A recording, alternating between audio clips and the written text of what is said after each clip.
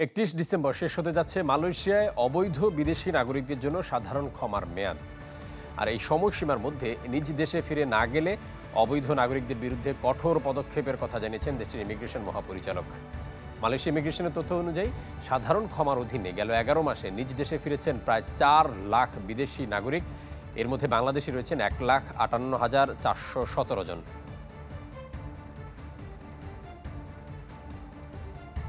দর্শক, এ নিয়ে আরো বিস্তারিত জানাতে এই মুহূর্তে মালয়েশিয়া থেকে আমাদের সাথে যুক্ত হচ্ছেন সহকর্মী ওয়াহিদ সোহান। আমরা যাচ্ছি তার কাছে। সোহান, বেশ বড় একটা সংখ্যক বাংলাদেশে অবৈধ অবস্থায় রয়েছেন। এক্ষেত্রে সমস্যা নিরসনে বাংলাদেশ হাই কমিশন কি ধরনের পদক্ষেপ নিয়েছে বা তারা কি বলছে এই বিষয়টা নিয়ে? জি, আসলে আপনাকে ধন্যবাদ। আসলে আপনি যেমনটি বলছিলেন যে আমাদের গত ১১ মাসে প্রায় ১.৫ লক্ষের বেশি প্রবাসী বাংলাদেশি রেমিটেন্স যোদ্ধা বা তাদের কিন্তু এখান থেকে চলে যেতে হয়েছে শুধুমাত্র ভিসা জটিলতার কারণে।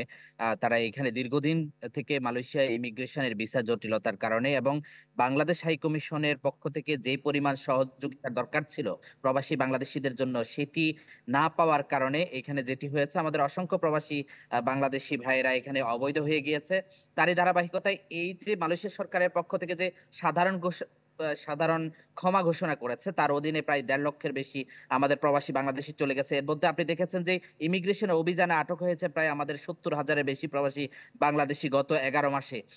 এই যে পরিস্থিতি বিরাজ করছে তা নিয়ে আমরা বাংলাদেশ হাই কমিশনের সাথে বেশ কয়েকবার আলোচনা করেছিলাম যে আসলে মালয়েশিয়ান সরকারের সাথে কোনো আলোচনা হয়েছে কিনা। ইতিমধ্যে বাংলাদেশ হাই কমিশনের পক্ষ থেকে হাই কমিশনার যে কথাটি জানিয়েছেন, শামীম হাসান আমাদেরকে জানিয়েছেন যে তারা কূটনৈতিক প্রচেষ্টা অব্যাহত রাখছে যে এখানে যে লিগ্যালাইজেশনের যে প্রক্রিয়াটি, এই প্রক্রিয়াটিকে এইটিকে আরেকটু সুগম করার জন্য এবং যারা অবৈধ রয়েছে তাদেরকে বৈধ করার জন্য তারা ইতিমধ্যে কূটনৈতিক প্রচেষ্টা অব্যাহত রাখছে। তবে এখানে যে প্রবলেমটি হচ্ছে সবথেকে বড় প্রবলেমটি আমরা ইতিমধ্যে চ্যানেল 24 এর মাধ্যমে এর আগেও বলেছিলাম যে আমাদের এখানে অসংখ্য প্রবাসী বাংলাদেশীরা অবৈধ হচ্ছে শুধুমাত্র পাসপোর্ট না পাওয়ার কারণে। এখানে পাসপোর্ট নিয়ে একটা বড় ধরনের জটিলতা তৈরি হয়েছে।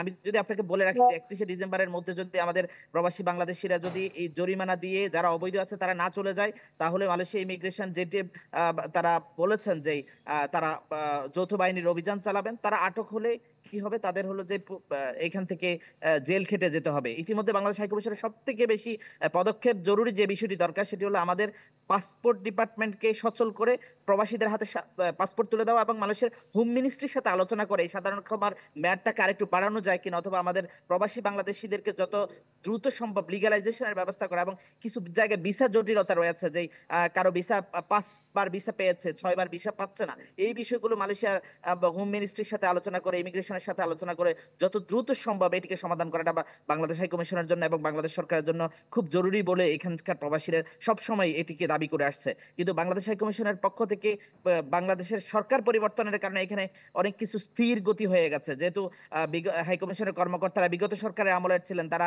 এখন অনেক ক্ষেত্রে কাজ করার ক্ষেত্রে তারা কিন্তু অনীহা প্রকাশ করছেন। সো এই বিষয়টি বর্তমান বা যেই অন্তর্বর্তীকালীন সরকার রয়েছে তাদের মালয়েশিয়ার প্রবাসী বাংলাদেশীদের প্রতি নজর দেওয়াটা খুব বেশি জরুরি বলে মনে করছেন প্রবাসী বাংলাদেশীরা। সোহান, আপনাকে অসংখ্য ধন্যবাদ আমাদের সাথে সময় দেওয়ার জন্য। দর্শক, মালয়েশিয়া থেকে জানাচ্ছিলেন সহকর্মী ওয়াহিদ সোহান।